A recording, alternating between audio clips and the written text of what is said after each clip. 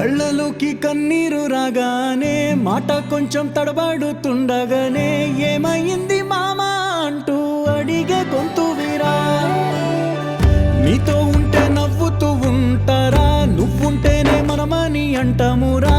కారణాలు దొరకవు నువ్వు దూరం పోవాలన్నా, నీకు నాకు మధ్యలో దూరం రావాలన్నా. వద్దు అంటూ ఆ క్షణాన్ని ఏడుస్తూ ఆపనా. గమ్యం చేరే పయనాన్ని స్నేహం ఆపుతుందా.